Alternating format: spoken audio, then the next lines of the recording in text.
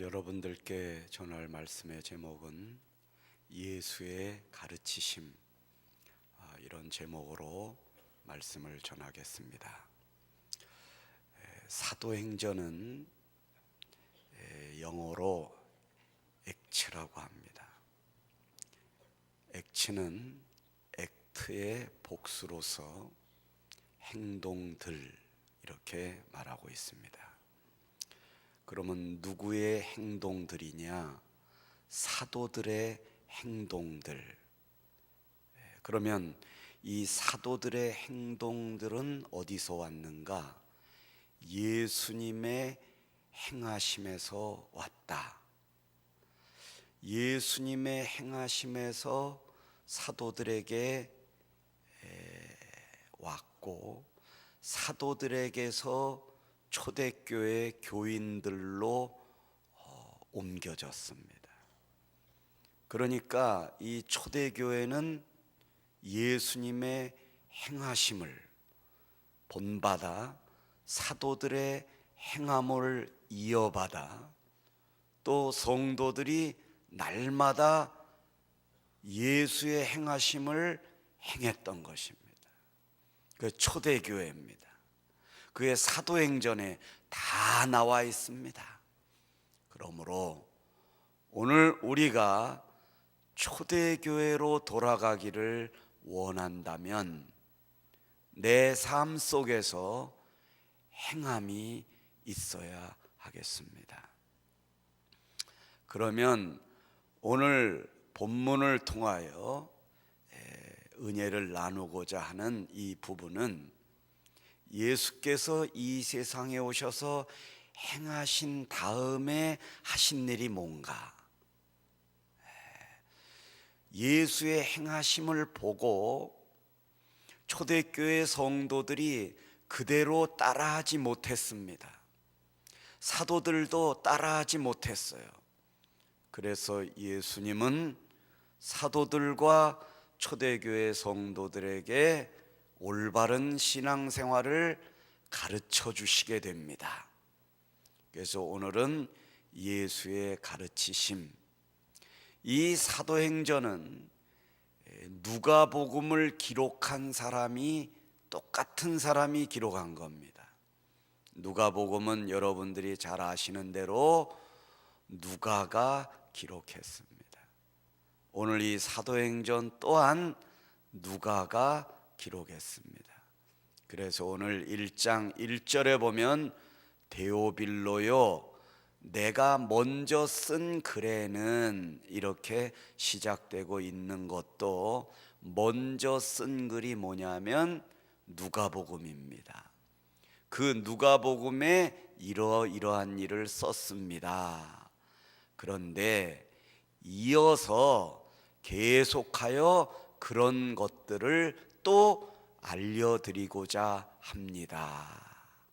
이런 편지가, 한 사람에게 쓴 편지가 사도행전입니다. 그러면 우리 1절을 다시 한번 보겠습니다. 데오빌로요, 내가 먼저 쓴 글에는 예수께서 행하시며, 그 다음에 뭡니까? 가르치시기를 시작하심으로부터 썼다. 행하신 거에 대해서는 지난번에 제가 말씀드렸고, 그 지난번은 지난 주일이 아님을 밝혀둡니다. 하여튼 오늘은 가르치신 거에 대하여 공부를 하겠는데요, 그가 택하신 사도들에게 성령으로 명하시고 승천하신 날까지의 일을 기록하였다. 그 중간에 이 사도행전에는, 또한 누가복음에는 첫 번째는 예수님이 행하신 걸 내가 기록했고, 바로 두 번째는 예수님께서 가르치신 것을 내가 기록했습니다. 이런 뜻입니다. 그러면 우리가 예수님은 도대체 무엇을 가르쳐 주셨을까? 실제로 성경을 보면 예수님이 무엇을 가르치셨는데 회당에서 가르치시더라, 성전에서 하루 종일 가르치시더라, 또 사도들이 새벽에 성전에 들어가 가르치더라, 이런 문장은 있는데, 그럼 예수님이 가르치신 내용은 거의 나오지 않습니다. 그럼 뭘 가르치셨는가? 이거를 우리가 찾아내는 게 중요하다.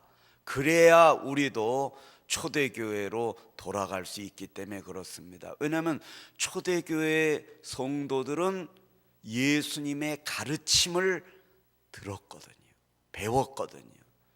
그래서 우리가 예수께서 가르치신 걸 그냥 듣고 지나가면 아무 의미가 없습니다. 그 가르치신 내용을 한번 찾아보겠습니다. 먼저 욥기 21장 22절에 보면 이런 말씀이 있습니다. 그러나 하나님께서는 높은 자들을 심판하시나니 누가 능히 하나님께 지식을 가르치겠느냐. 여러분, 이 말씀은 누가 하나님께 가르치겠느냐 이런 의미도 있지만, 이것을 풀어서 이야기하면 누가 하나님 앞에서 사람이 다른 사람을 가르칠 수 있겠느냐. 이 말씀은 이 세상의 모든 사람들은 배워야 된다. 남을 가르칠 수가 없다. 너도 죄인이다.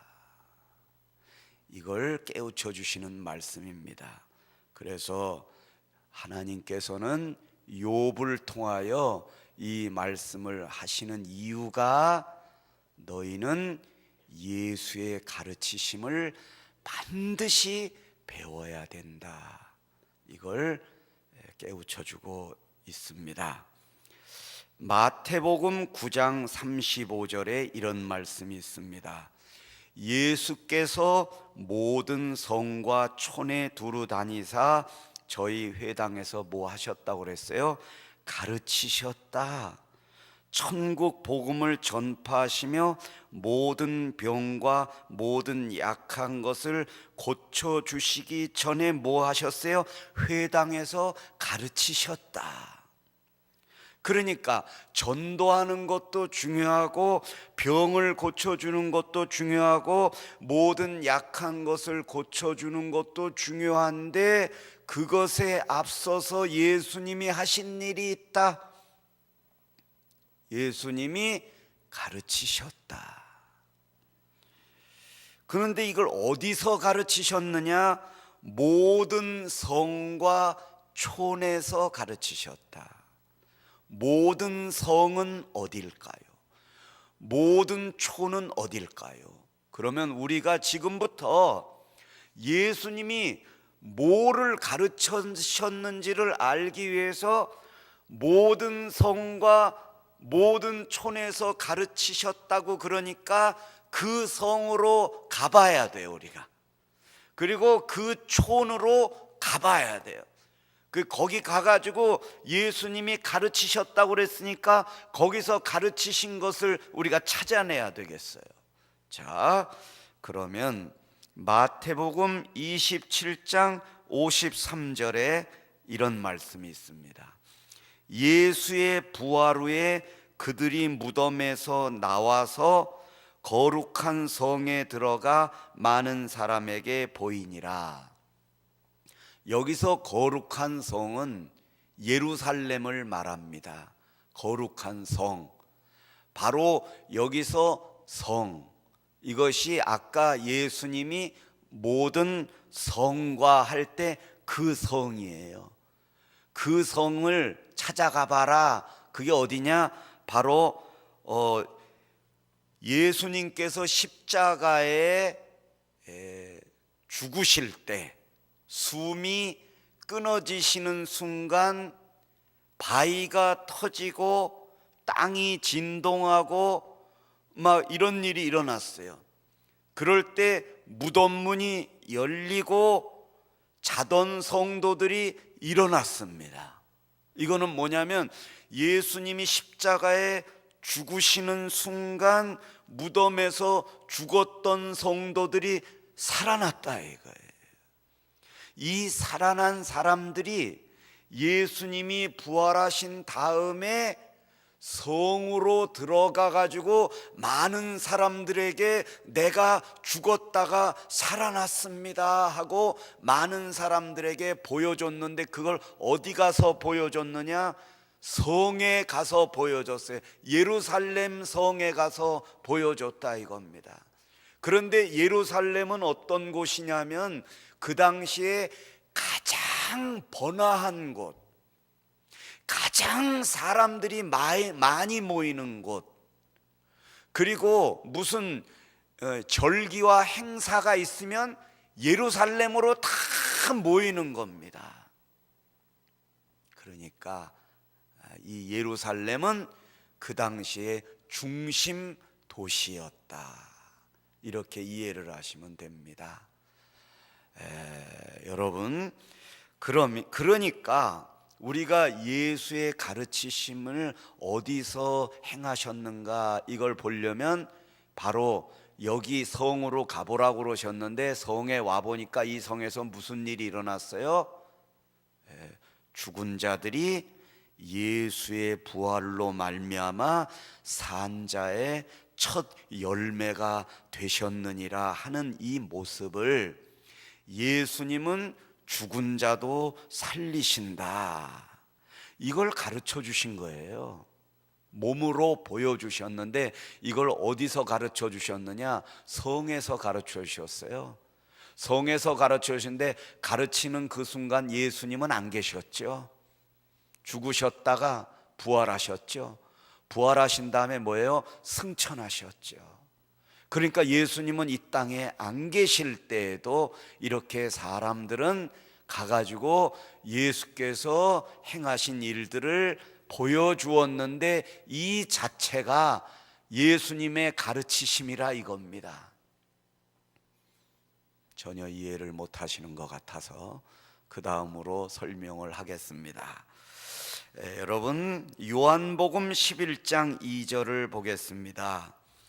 어떤 병자가 있으니 이는 마리아와 그 자매 마르다의 마을 베다니에 사는 나사로라. 여기서 베다니가 촌이에요. 촌, 마을 베다니. 이 개역 개정 성경에는 마을이라고 이렇게 표현을 하는데, 옛날 성경에는 촌, 마르다의 촌 베단이라고 이렇게 설명을 하고 있습니다. 그러니까 제가 그래서 한번 찾아봤어요. 그랬더니 예수께서 모든 성과 촌에, 이렇게 성경에는 예수께서 모든 폴리스와 코메에 두루 다니사, 이 촌이 코메, 시골 촌인데 이 단어가 바로 어떤 병자가 있으니 이는 마리아와 그 자매 마르다의 코메 베다니에 사는 나사로라. 여러분, 하나님은 오묘하십니다. 왜냐하면 그냥 이걸 설명해 주기 위해서 어떤 병자가 있었는데, 얘들아 잘 들어라, 마리아와 그 자매 마르다가 베다니에 살고 있었는데 거기에 나사로가 있었느니라. 그런데 내가 이 나사로를 살려줬느니라, 이렇게 말씀을 하셔도 되는데, 그 베다니 앞에다가 촌이라는 글자를 집어넣어 가지고 자꾸만 우리가 읽을 때마다 베다니 앞에 있던 촌을 강조하시는 이유는, 예수께서 모든 성과 촌에 두루 다니사 거기서 가르치셨다. 그러니까 내가 베다니에서도 가르쳤다. 그냥 나사로가 살아난 게 중요한 게 아니라 나사로가 살아나는 과정을 통하여 내가 너희들에게 가르쳐주는 메시지가 있다. 이걸 붙잡아라, 이겁니다. 왜 아멘을 안 하십니까? 여러분, 마가복음 8장 23절에 이런 말씀이 있지요. 예수께서 맹인의 손을 붙잡으시고 마을 밖으로 데리고 나가사 눈에 침을 뱉으시며 그에게 안수하시고 무엇이 보이느냐 물으시니, 여기서 마을, 이게 촌입니다. 예수께서 가르치신 장소예요. 지금 예수께서 우리에게 맹인을 고쳐주시는 그 모습을 무언 중에 가르쳐 주시는 거예요. 그러니까 여기서 맹인이 낫구나, 아이고 기적이 일어났네, 이렇게만 이해하면 우리는 예수님을 만날 수가 없습니다. 우리는 맹인 옆에 있는 한 사람에 불과한 거예요. 그러나 여러분들이 예수 그리스도를 만나기를 원하면 그의 가르치시는 바가 뭔가를 느껴야 돼요. 그럴 때 예수님이 나에게 들어오시는 것입니다.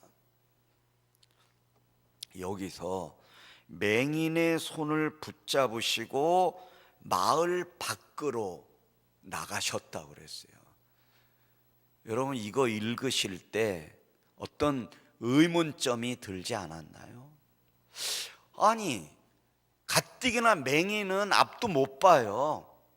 그러면 지금 마을이면 시골이에요, 여기. 그러니까 이런 게 있어요. 예루살렘이 있고 도시가 있고 거기서 한참 나가면 마을이 있어요. 그런데 지금 이 마을에서 맹인이 예수님께 지금 치료를 받고 있는 겁니다. 그런데 여기서 맹인이 예수님, 내 눈을 좀 뜨게 해주세요. 그래, 내가 너의 눈을 뜨게 해주노라, 이렇게 하실 수 있는데 눈을 뜨게 해달라는 그 맹인을 붙잡으시고 마을 밖으로 나가셨다 이거예요. 이 마을 밖으로 나가셨다라는 이 표현은 여기서 본당 밖으로 나가셨다는 개념이 아닙니다. 여기서 상계동에서 마을 밖으로 나가셨다라는 것은 저기 경기도 쪽으로 갔다거나 아니면 경기도에서도 더 들판으로, 시골도 아니에요, 들판으로 나가시는 걸 말씀드립니다. 그러니까 이 맹인을 데리고 한참 밖으로 데리고 가신 거예요. 여기서 예수님이 왜 그렇게 하셨을까? 이걸 의문점을 가지면 예수님이 뭘 우리에게 가르쳐 주시는가를 알 수 있다 이겁니다. 여기서 데리고 나가셨다. 아, 예수님 그 몸도 불편하고 앞도 안 보이는 사람을 데리고 왜 이렇게 멀리 가셨을까? 그런데 우리말 성경에는 데리고 손을 붙잡으시고 데리고 가셨다지만 원래 성경의 뜻은 메고 갔다. 메고 갔다. 이거 이해하시겠어요? 이거는 업고 가셨다, 안고 가셨다, 등에 업으시고 가셨다라는 뜻이에요. 이게. 그러니까 불쌍한 맹인을, 앞을 못 보는 맹인을 이렇게 손을 잡고 끌고 가신 게 아니라 예수님이 꼭 어깨에다 메고, 잃어버린 양을 찾아 어깨에다 메고 가신 것처럼 예수님은 그 맹인을 메고 가셨다. 사랑하셨다. 이런 뜻입니다. 아무도 없는 곳으로 가셨어요. 데리고 가셨어요. 이 어깨에다 메고 갈 때 이 맹인이 뭘 느꼈을까요? 예수님이 그 맹인을 붙잡고 힘드신데도 그 아무도 없는 곳으로 먼 경기도 저쪽 들판으로 가실 때 이 맹인이 뭘 느꼈을까? 내가 널 사랑한다. 그리고 네가 왜 맹인이 되었는지, 왜 하나님이 너를 이렇게 만들었는지 혹시 설명해 주시지 않았을까요? 그리고 네가 이 맹인의 상태에서 눈을 보는 것도 중요하지만 그거보다 더 중요한 것이 있음을 이 맹인에게 설명해 주시지 않았을까요? 그리고 거기까지 가서 더 기가 막힌 일이 일어납니다. 눈에 침을 뱉으시며, 이걸 자세히 설명하려면 오늘 이거 한 구절만 가지고도 한 시간을 설교해야 됩니다.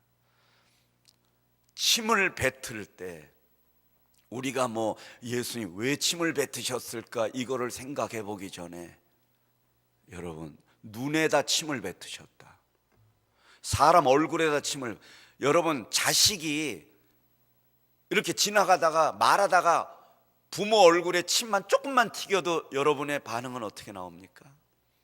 아유 귀여운 것 이럽니까? 더럽게 시리.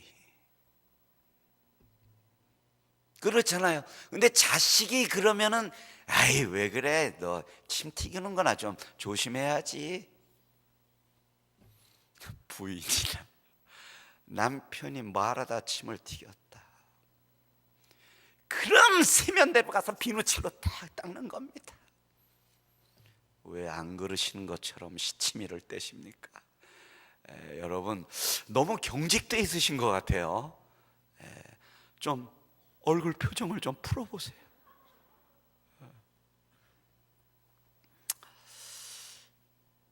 눈을 침을 뱉으셨습니다. 맹인이 뭘 느꼈겠습니까? 모멸감을 느낄 수 있었겠죠. 과연 그럼 하나님은 이 장면에서 우리에게 뭘 가르쳐 주시고자 하시는 것일까?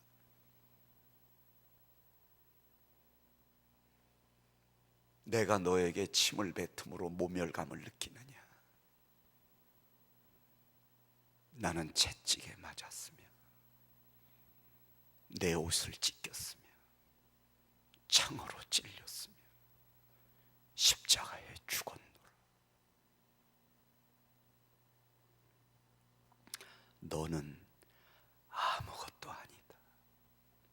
너는 아무것도 아니다. 넌 나쁜 놈. 넌 아무것도 아니다. 옛날에 그 한경직 목사님이 세상 떠나실 때 그 전에 그랬습니다. 템플턴 상을, 세계적인 상이죠, 그분에게 수여할 때 그분이 수상소감을 이랬어요. 여러분, 나는 나쁜 놈입니다. 나는 신사참배를 한 사람입니다. 나는 죄인입니다. 나는 나쁜 놈입니다. 주 예수여, 나는 죄인입니다. 나는 이 상을 받을 자격이 없습니다.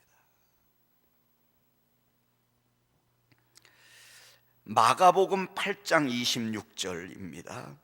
예수께서 그 사람을 집으로 보내시며 이르시되 마을에는 들어가지 말라 하시니라.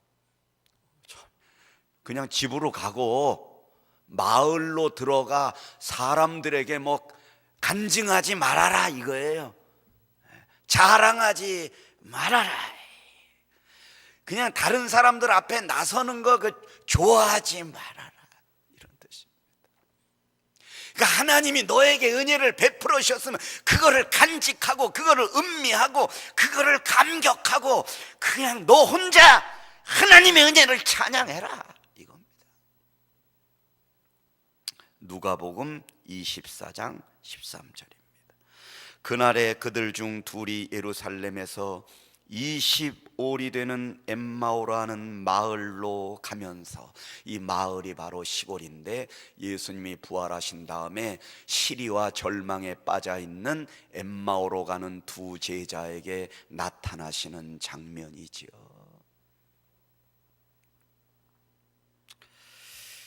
요한복음 7장 42절입니다. 성경에 이르기를 그리스도는 다윗의 씨로 또 다윗이 살던 마을 베들레헴에서 나오리라 하지 아니하였느냐 하며, 여기서 마을 베들레헴, 여러분 신기하지 않아요? 그냥 다윗이 살던 베들레헴에서 나오리라 하지 않았느냐 이렇게 말씀을 하실 수도 있는데, 왜 꼭 베다니라고 설명하실 땐 촌, 마을 베다니다, 여기도 보니까 마을 베들레헴이다. 꼭 어떤 지명을 설명하실 때 마을을 이렇게 집어넣으신 거는 한 군데 같으면 그냥 지나가시는 말씀으로 하셨거나 그런 게 아니에요. 여러분 성경을 찾아보면요, 이런 시골 지명을 얘기할 때는 반드시 마을 베들레헴, 마을로 가시면서 마을로 들어가지 말라, 마을 베다니, 이게 마을 시골, 이걸 설명하신 거는 그 마을로 가봐라, 거기서 내가 너희들을 만나준 일이 있느니라, 거기 가서 배워라, 이거예요. 이걸 설명해 주시는 거예요. 성경에 이르기를 그리스도는 마을 베들레헴에서 나온다, 시골에서 나온다, 촌에서 예수 그리스도가 나타나신다. 그러니까 여러분의 상황과 어려운 그 형편이 베들레헴이냐, 다윗이 거기서 살았었다, 너만 거기 사는 게 아니다, 너 지금 병원에 입원해서 사경을 헤매느냐, 너만 그렇게 사경을 헤매는 자리에 있지 아니하였노라. 장소가 중요한 게 아니고 환경이 중요한 게 아니라 나도 거기에 있었느니라. 너가 거기에 있는 게 중요한 게 아니라 너를 왜 거기에 있게 하는지 그 의미를 깨닫고 거기서 하나님 앞에 엎드려라, 이런 가르침이십니다. 마태복음 13장 54절입니다. 고향으로 돌아가서 저희 회당에서 가르치시니 저희가 놀라 이르되 이 사람의 이 지혜와 이런 능력이 어디서 났느냐. 그러니까 여러분, 예수님의 가르치심에는 지혜가 있었고 능력이 있었습니다. 그렇다면 우리들의 가르침에도 예수님이 주시는 이 지혜와 하나님이 주시는 이 능력이 없으면 우리들의 이 가르침은 아무것도 아니라는 거죠.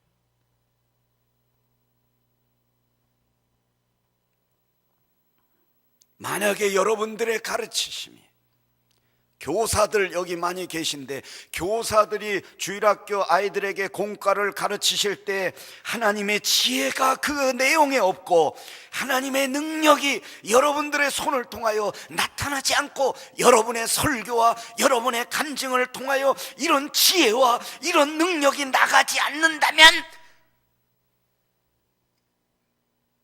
그 가르침은 허무한 것입니다. 자, 마태복음 26장, 요한복음 18장 20절입니다. 예수께서 대답하시되 뭐라고 그러셨어요? 내가 회당과 성전에서 항상 가르쳤다. 항상 가르쳤다. 그럼 우리가 해야 될 일은 뭡니까? 항상 배워라. 아침에도 배우고 점심에도 배우고 저녁에도 배우고, 아침에도 성경을 찾아가지고 왜 내가 촌에 들어갔는지, 왜 내가 맹인을 메고 마을 바깥으로 나갔는지, 왜 내가 맹인의 눈에다가 침을 뱉었는지, 이거를 고민하고 알고 깨닫고 이것을 연구하고 이것을 고민하고 이것을 붙잡아라.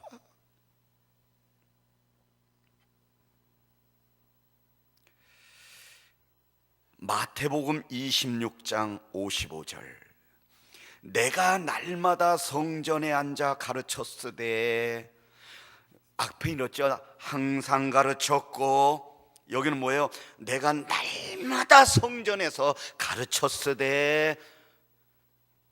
이런 걸 그냥 읽으시면 안 됩니다. 계속 하나님이 강조하시잖아요. 예수님이 내가 날마다 가르쳤고 내가 항상 성전에서 가르쳤다. 그런데 너희가 나를 잡지 아니하였도다.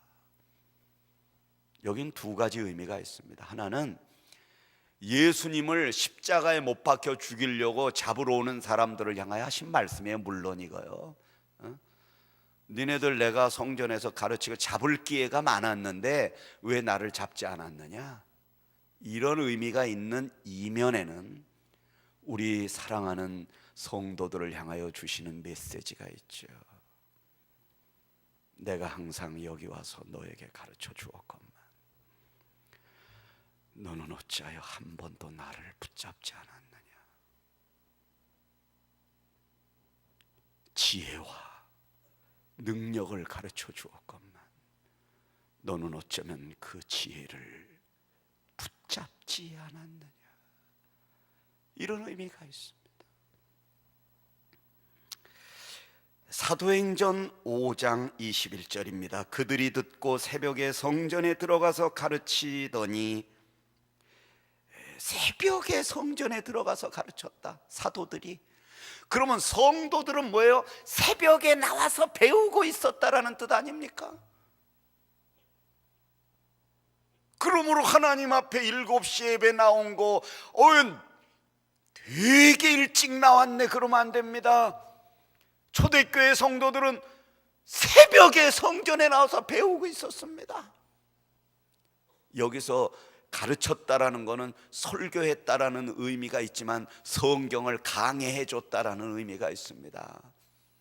사실은 새벽에 설교는 듣지만 우리가 새벽에 나와서 성경 공부하는 경우는 거의 없지 않습니까? 고린도전서 15장 9절입니다. 나는 사도 중에 가장 작은 자라. 나는 하나님의 교회를 박해하였으므로 사도라 칭함받기를 감당하지 못할 자니라. 사도행전의 주인공이 누굽니까? 바울입니다.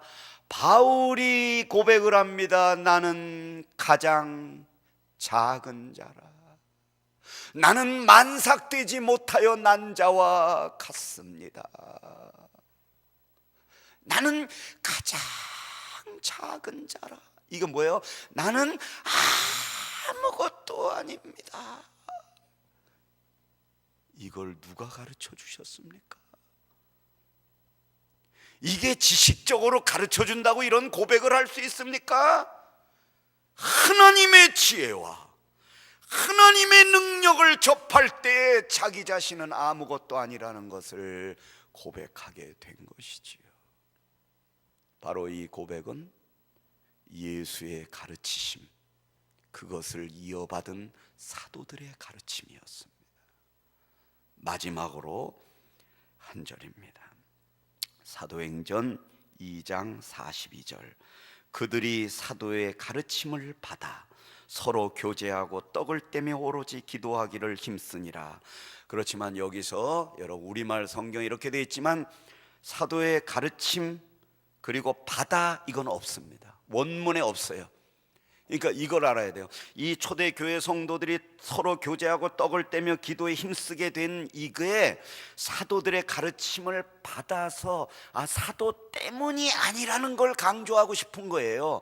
사도들이 막 가르쳐 줬어요. 그러니까 그 옆에서 막 떡을 뗀 거예요. 이 성도들은 사도의 가르침 그 자체가 누구를 가르치는 거예요? 예수를 가르치는 거죠. 그러니까 사도의 가르침이 아니라 예수의 가르치심이시죠. 예수 그리스도가 오셔서 그들을 교제케 하시고 떡을 떼게 하시고 오로지 기도에 힘쓰게 하셨다는 말씀을 주시는 것입니다.